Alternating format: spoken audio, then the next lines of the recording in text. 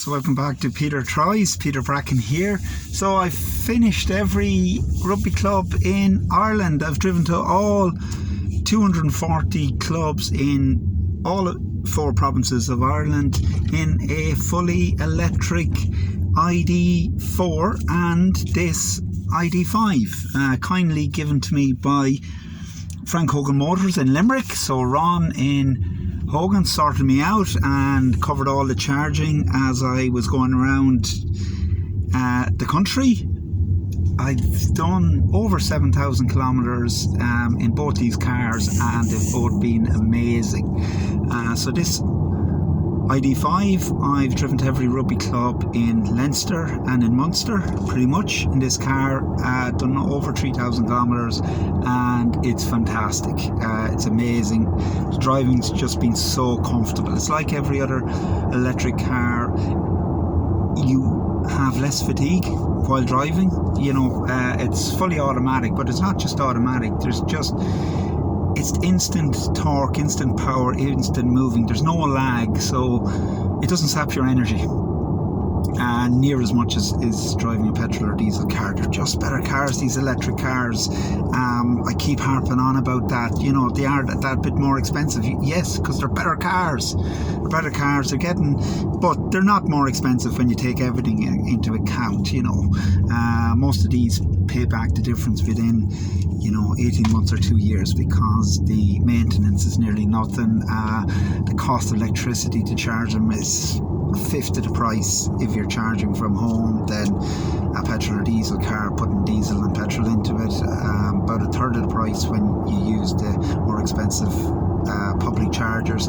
So why did I do this tour? I did it to have a brilliant holiday. So I had absolutely great crack going around the country. It's such a fantastic place, Ireland. We're lucky to have it. Okay, we've got quite a few weak leaders at the moment, but look, apart from that, yeah, we're doing okay. And the rugby's going well. So I've driven to every rugby club in Ireland. So I've driven every inch of the country pretty much to prove that electric cars are perfect for Ireland. So there's no more I can do. I've driven the whole length and breadth, zigzagged across the country, 240 different destinations in every part of the country. There's no more a person can do to prove that these electric cars can do the job. No issues charging. So kill that charging anxiety. There's loads of chargers out there. I've had absolutely no issues. We do need to keep pressure on the government to keep lobbing out these chargers. They're needed because it's proven that the more people who don't drive electric cars see the chargers on the road, the more confident they are to go electric because they say, oh, there's chargers everywhere, it's no bother. If you're driving electric, you see them anywhere anyway. So if you're thinking about going electric, forget about hybrid. I'd say waste of time. They're no better for the environment. They might be 10 times, but 10% better. These electric cars are 70% better for the environment. So that thing, oh, I'm going green, I'm driving hybrid, unfortunately, that's the marketing from Toyota, that's the marketing from the hybrid makers. It's not true.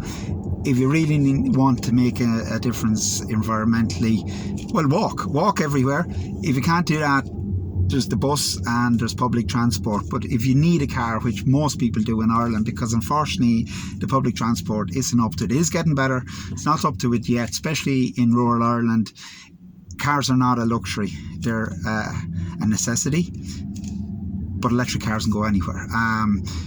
I'm getting 450 kilometres out of this Volkswagen ID5 easily. It's down on the book, you get 520 or so. Yes, you probably would if you're driving really handy, snailing around the place, but I'm not doing that. I'm going 120 down the motorway, I'm going up Boreens, I'm going down through towns and villages and the whole lot, all the varied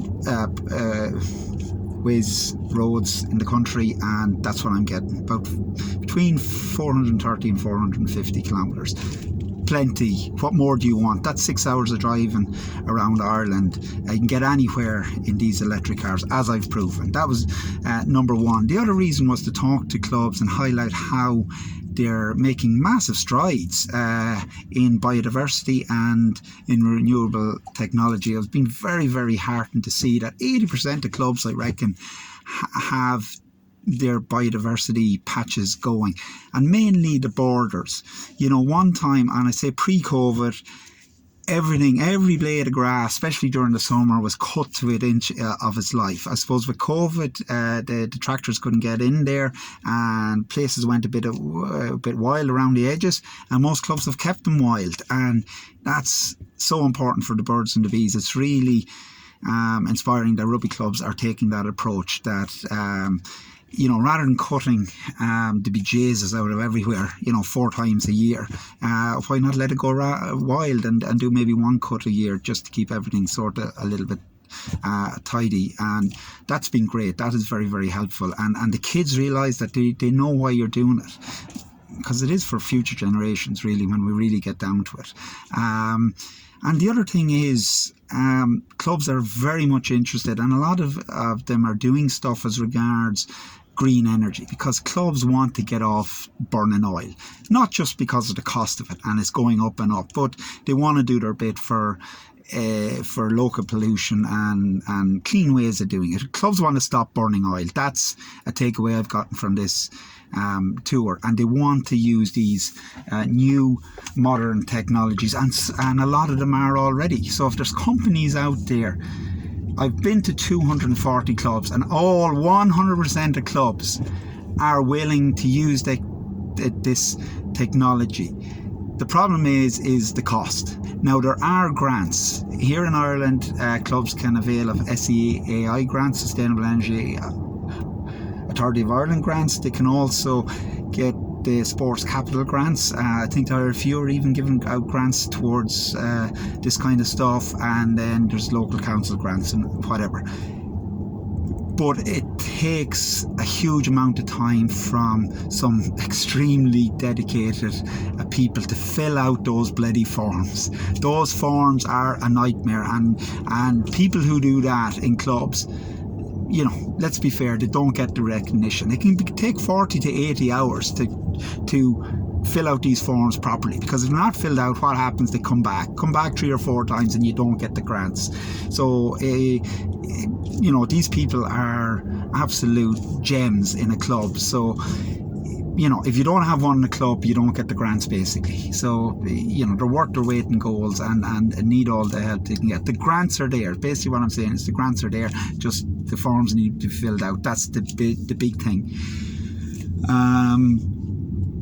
And also, but even with all the grants in the world, there will be that upfront cost. So what I'm saying to companies out there in the renewable energy space, solar, LED lights,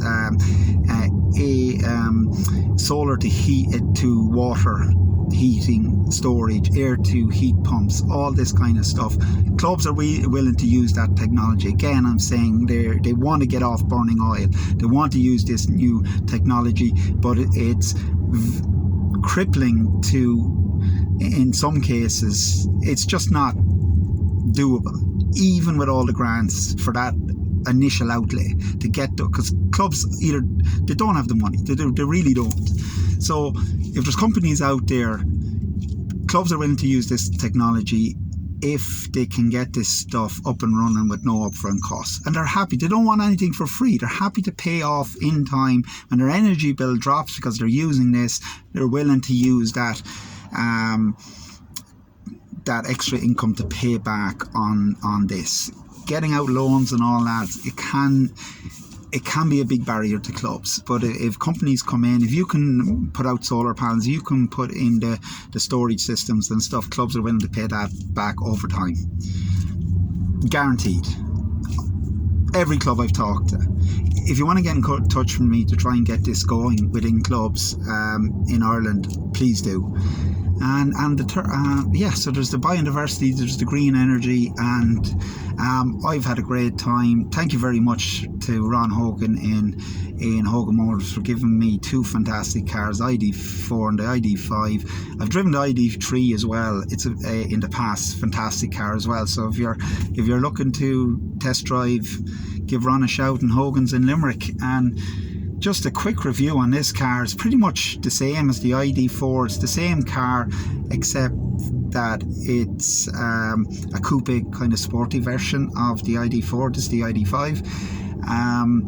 Love the panoramic view, brilliant boot space, fast. It's just fast off the mark for a big car. I have driven the Ford Mustang quite a bit. It's the same kind of category as this. It's not as fast as a Mustang. You wouldn't expect it to be, because it's a Mustang's a Mustang. Okay, you expect that to do what it does. This is more family based. It's big, plenty of speed off the mark, like every car. Very good range. I was so happy with the range. Like 450 kilometers on a car this big, this size is excellent. Charging, you get up to 80% charge in, maybe 50 minutes, an hour, depending on the charger you're using at home. Yeah, it's probably going to take about 10 hours overnight, but hey, you're charging overnight, 8 to 10 hours or whatever. Infotainment system, not great. It's a bit pernickety or whatever. Updates are coming which will make it better. No car is perfect. Needs a little bit of improvement there. It's going to get those updates. I'm sure that will improve things. Love the panoramic roof. I love the safety features. This car pretty much drives itself. You can set the distance between the car in front. It'll beep at